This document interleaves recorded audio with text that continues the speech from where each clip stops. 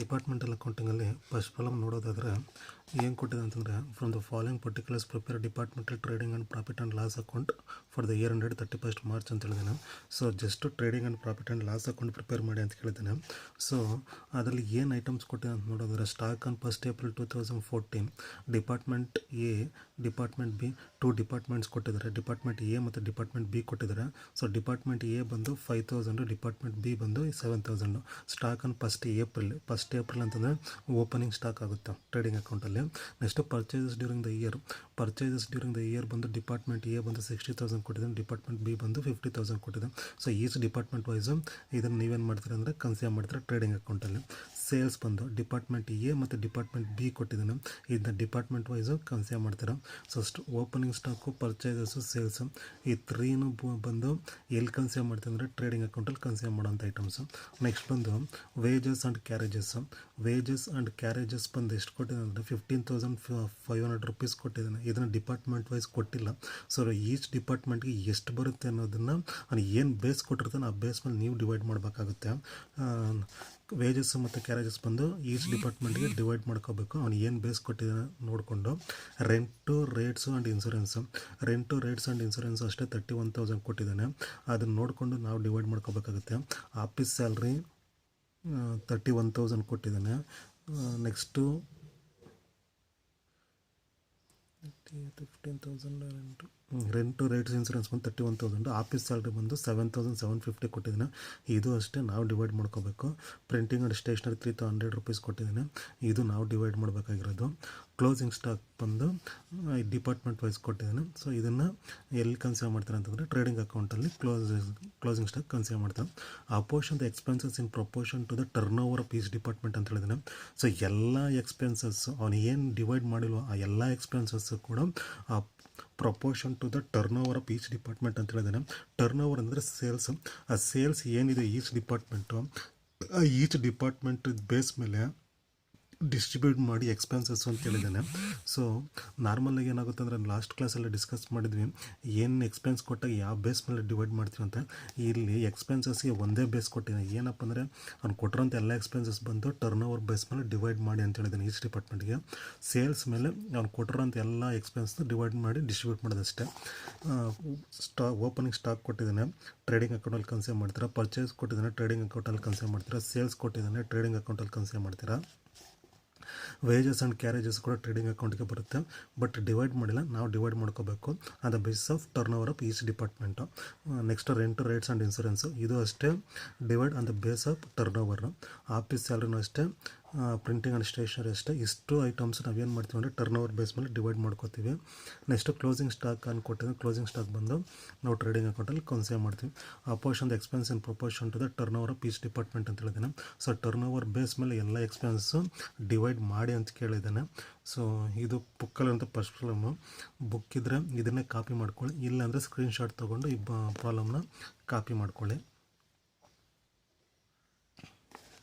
Next ನಾವು solution ನೋಡೋದಾದರೆ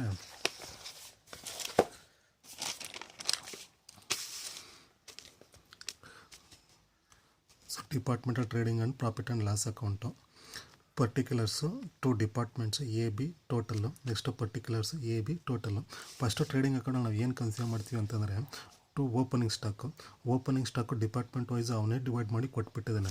so department ಎಗೆ 5,000 ಕೊಟ್ಟಿದ್ದಾನೆ, ಡಿಪಾರ್ಟ್ಮೆಂಟ್ ಬಿಗೆ 7,000 ಕೊಟ್ಟಿದ್ದಾನೆ. So total 12,000. ನೆಕ್ಸ್ಟ್ ಪರ್ಚೇಸ್ ಕೊಟ್ಟಿದ್ದಾನೆ, ಪರ್ಚೇಸ್ ಕೂಡ ಅವನೇ ಡಿವೈಡ್ ಮಾಡಿ ಕೊಟ್ಟಿದ್ದಾನೆ. 60,000, 50,000, 1,10,000. ನೆಕ್ಸ್ಟು ವೇಜಸ್ ಆ್ಯಂಡ್ ಕ್ಯಾರೇಜಸ್ ಅವ್ನು ಡಿವೈಡ್ ಮಾಡಿಲ್ಲ.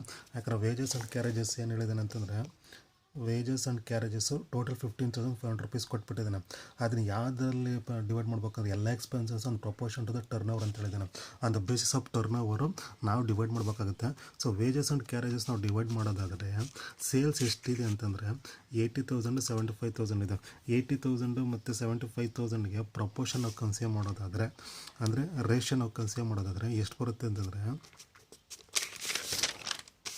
ನೋಡಿ, ವೇಜಸ್ ಆ್ಯಂಡ್ ಕ್ಯಾರೇಜಸ್ ಯಾವ ಥರ ಡಿಸ್ಟ್ರಿಬ್ಯೂಟ್ ಮಾಡ್ತೀವಿ ಅಂತಂದರೆ ಇಲ್ಲಿ ಕೊಟ್ಟಿರೋದು ಎಷ್ಟಪ್ಪ ಅಂತಂದರೆ 80,000 ಮತ್ತು 75,000. ಇದು ಡಿಪಾರ್ಟ್ಮೆಂಟ್ ಎ, ಇದು department B sales.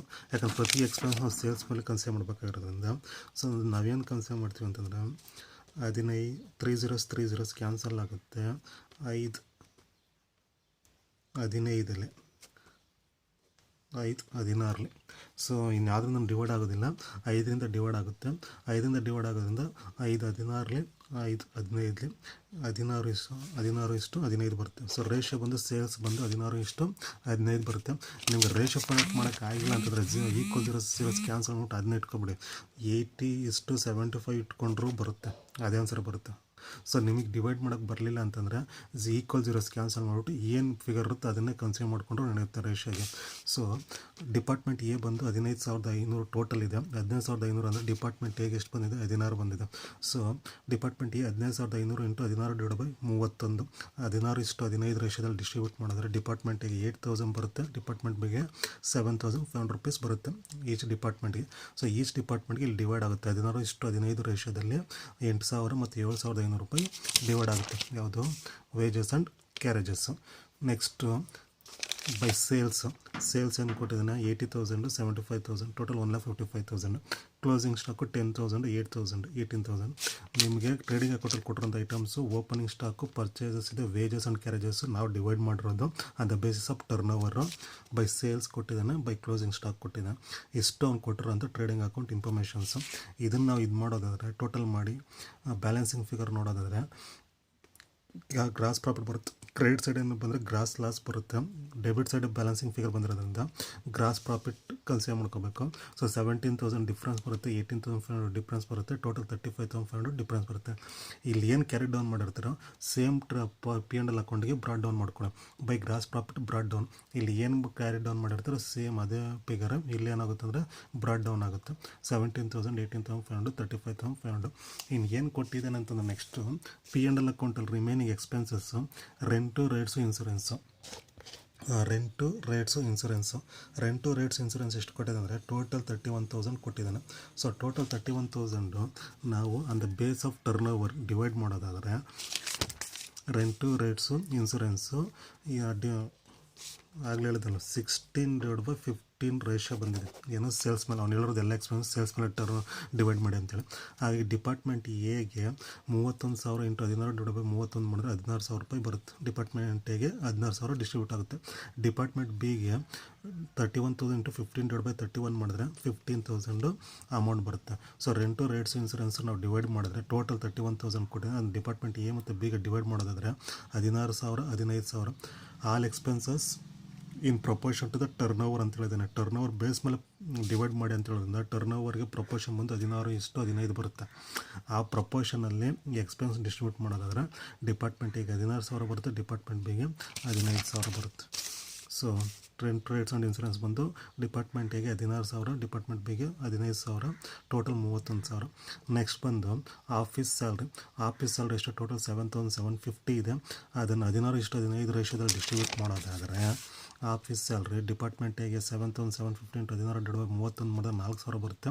Department B ಬಂದು 7,750 ಇಂಟು 15/31 ಮಾಡಿದ್ರೆ 3,750 ರೂಪಾಯಿ ಡಿಪಾರ್ಟ್ಮೆಂಟ್ಗೆ ಡಿವೈಡ್ ಆಗುತ್ತೆ.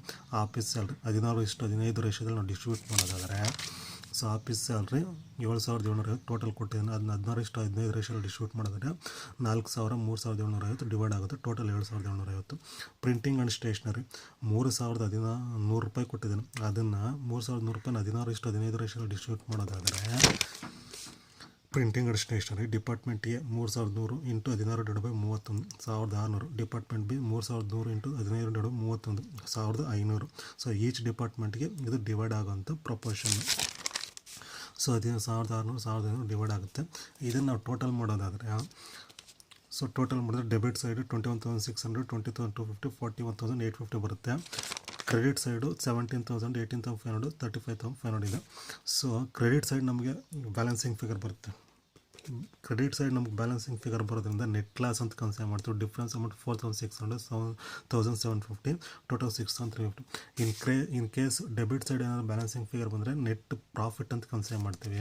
ಕ್ರೆಡಿಟ್ ಸೈಡ್ ಬ್ಯಾಲೆನ್ಸಿಂಗ್ ಫಿಗರ್ ಬಂದ್ರಿಂದ ನೆಟ್ ಲಾಸ್ ಅಂತ ಕನ್ಸಿಡರ್ ಮಾಡ್ತೀವಿ. ಈ ಪ್ರಾಬ್ಲಮ್ ನಿಮಗೆ ಎಲ್ಲ expenses on the base of turnover ಕೊಟ್ಟಿರೋದ್ರಿಂದ ಎಲ್ಲ ಎಕ್ಸ್ಪೆನ್ಸಸ್ಸು ಸೇಲ್ಸ್ ಮೇಲೆ ನಾವೇನು ಮಾಡ್ತೀವಿ ಡಿವೈಡ್ ಮಾಡ್ತೀವಿ. ಬಟ್ ಈಚ್ ಎಕ್ಸ್ಪೆನ್ಸಸ್ಸು ಕೂಡ ಅದರದ್ದೇ ಆದಂಥ ಸಪ್ರೇಟ್ ಬೇಸ್ ಕೊಟ್ಟಾಗ ಏನು ಮಾಡ್ಬೇಕು, ಅದೇ ಬೇಸ್ ಮೇಲೆ ನಾವು ಡಿವೈಡ್ ಮಾಡ್ತೀವಿ. ಲಾಸ್ಟ್ ಕ್ಲಾಸಲ್ಲಿ ಡಿಸ್ಕಸ್ ಮಾಡಿದ್ವಿ. ಸೊ ಈ ಕೇಸಲ್ಲಿ ಏನಾಗಿದೆ ಅಂದರೆ ಎಲ್ಲ ಎಕ್ಸ್ಪೆನ್ಸಸ್ ಸೇಲ್ಸ್ ಬೇಸ್ ಮೇಲೆ ಮಾತ್ರ ಡಿವೈಡ್ ಮಾಡಿ ಅಂತ ಹೇಳಿದ್ದಾರೆ. ಸೇಲ್ಸ್ ಬೇಸ್ ಬಂದು 16:15 ಬರೋದ್ರಿಂದ ಎಲ್ಲ ಎಕ್ಸ್ಪೆನ್ಸಸ್ ನಾವೇನು ಮಾಡಿದ್ವಿ ಅಂದರೆ ಸೇಲ್ಸ್ ಬೇಸ್ ಮೇಲೆ ಈಚ್ ಡಿಪಾರ್ಟ್ಮೆಂಟ್ಗೆ ಡಿವೈಡ್ ಮಾಡಿದ್ವಿ. ಇದು ಬಂದು ಸೊಲ್ಯೂಷನ್ನು.